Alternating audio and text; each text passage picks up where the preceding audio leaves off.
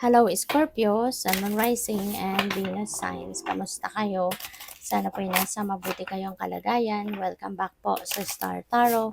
At kung bago kayo rito, welcome din po kayo. Please subscribe, like, share my videos, and leave me a comment kung naka-resonate po kayo. Thank you.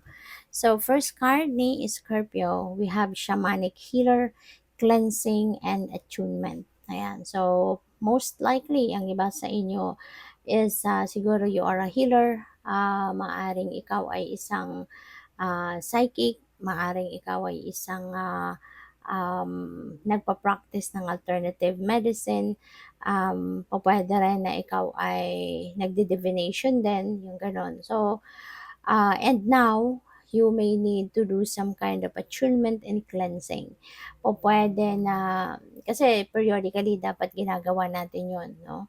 Ah, na nagki-cleanse tayo ng ating sarili, ng ating katawan, ng ating energy field para maalis, no? Yung para hindi tayo maging bogged down ng negativity. Kasi minsan hindi naman natin iiwasan na dumidikit din sa energy field natin ang negativity ng mga taong nakakasama natin, mga nakakasalamuha natin, mga nakakausap natin, 'di ba? Kaya kailangan na paminsan-minsan ginagawa natin ang pagki-cleanse. At maraming paraan, no? Ang pagki-cleanse, pwedeng mag-meditate ka, mag-meditate ka, chakra meditation can help na mabalanse ang all your chakras, matanggal yung negativity, pwede rin na mag-smudging ka, pwede rin na mag-salt ka, no, sa pagligo, pwedeng gumamit ng salt, pwede rin na maglalagay ka ng salt, bowl of salt sa lahat ng corners ng bahay mo. Makakatulong din yan na magtanggal, no, ng negativity sa living space mo, yung mga ganon. So, what else? We have kinship. This is about samahan, no? This is about kasiyahan, contentment, no? Feeling that familyhood, that belongingness, yung ganon, ano? Pwede na you belong in a community or in a group sa ngayon at ramdam mo yung sense of belongingness, yung nararamdaman mo na ikaw ay parte nila, kasama nila, kapamilya nila, talagang tinatanggap ka bilang ikaw, yung gano'n. So, feel na feel mo yon, no? So, you are very lucky. We have confusion. Maaring confused ang iba sa inyo is Scorpio because there are so many choices na maaring maraming options, maraming pagpipilian, maraming iba't ibang ang tawag dito, iba't ibang alternative that is being presented to you, kaya parang mas lalo kang nalilito, you know. So maybe you are not sure of what you're going to do now, maybe you're not sure of which path you are going to take, parang ganon. So yeah, there is uncertainty that you are experiencing now, pero makakatulong sa'yo if you are going to do some kind of meditation, kasi kapag tayo nagma-meditate, inaalis natin ano, yung negativity, yung gulo, yung chaos sa isip natin. Kaya mas nakakatulong na mag-ground natin ang sarili natin and makakabalik tayo sa sentro. Kaya makakapag-isip tayo muli ng maayos, mas maganda, makakapag-desisyon ng tama, yung ganon. Okay? So maybe that's what you need right now as well. So, and cleansing, yung pagki-cleansing na to, makakatulong din yan sa'yo na makabalik ka sa sentro.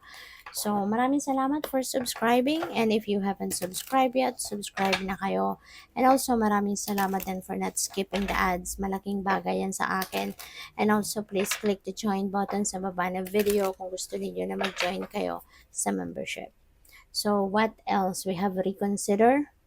There are things siguro na kailangan mong i-reconsider. There are things na kailangan mong tignan sa ngayon, lalo-lalo na kung kayo ay merong desisyon na ginawa and all of a sudden, kunyari, nakapag-desisyon ka na that is what you're going to do, then all of a sudden, you realize something na, ay, teka lang, parang parang meron akong nakaligtaan or parang merong gusto muna akong tignan before I finalize my decision. So, yun.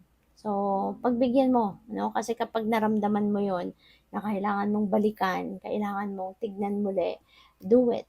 No? Do it. Kasi ano yan eh, push yan sa'yo ng inyong intuition. So, what else? We have abundance. Napakaganda naman. Merong abundance of money na paparating kasi tignan mo yung hawak na golden bowl ng angel na to overflowing with gold coins. So, ang dami, 'di ba? Ang daming bumabagsak, no? Na ano ninyo, na gold coin. So, most likely ganito kadami, no? Big amount of money ang pwedeng dadating sa'yo. Kaya nga abundance kasi sobra-sobra to para sa'yo. So, kung ano man ang pera na dadating sa'yo, that is going to be more than enough para sa'yo, more than enough para sa pamilya mo, para na sa gayon makapag-share ka din sa iba, makatulong ka pa sa iba with this blessing. So we have be assertive, okay? Always be assertive, be confident about yourself. Kung kunyari meron ka ng pinag-iisipang gusto mong gawin, gusto mo ng mag-take action para ma-achieve mo na yung mga plano mo sa buhay, yun, magtiwala ka sa sarili mo, magtiwala ka sa kakayanan mo, sa capabilities mo, pagtiwalaan mo yan, no? Kasi ano yan eh, ah, binigay yan sa'yo ng divine universe, meron kang kapital, kumbaga, yun ang magiging weapon mo para ma-achieve mo yung mga goals mo. Kaya magtiwala ka sa kung ano ang meron ka, ano yung kakayanan mo, kasi you have all it takes, 'di ba, to succeed. So what else? We have choose a new direction. For some of you, po pwedeng since you have confusion energy, maybe you are leaning towards a certain path na dito, parang meron ka ng kahit papaano mas nakakalamang doon sa ibang choices, no? At meron kang parang napupusuan na siguro dito na lang ako, ganon. So it feels like to me that that is not the right one, no? Kaya sinasabihan ka na choose a new direction kasi po pwedeng hindi yun, 'di ba? Maybe kaya ka nandito sa puntong confused ka pa rin, hindi ka pa rin sigurado about it because that is not the right one for you. So, pag-isipan mo pa, weigh things out, tignan mo, ilista mo, mas magandang nagpabasa kasi natin, nakikita natin kung ano yung mga pros and cons ng bawat opportunity na nandiyan dyan. 'Di ba? So, isulat mo yan para mas makita mo, ma-figure out mo ng mabuti, makapag-decision ka ng mabuti kung alin nga dyan ang best para sa'yo. Okay? Kasi this is the time that you need to choose a new direction. So, what else? We have opportunity. Tignan mo, pera. Gold coins din, no? Yung bumabagsak na to at nakahanda na yung angel. Nakabukas ng kamay and arms ng angel na to receive, this gold coins. So, kung ako sa'yo, Scorpio, i-align ko na yung sarili ko with these opportunities and with this abundance energy. I'm going to project positivity na, positive mindset, positive thoughts, feelings, and emotions na lang ang anuhin natin, i-observe natin para tuluyan ang dumikit sa energy field mo, si abundance and this financial opportunities. So, ihanda mo na ang sarili mo. No? I-align mo na yung sarili mo with these energies and ihanda mo na ang pagdating ng oportunidad na to. Maraming pera or pagkakakitaan ang pwedeng dumating sa iyo. So, good luck. Thank you for watching. Love and light. Namaste.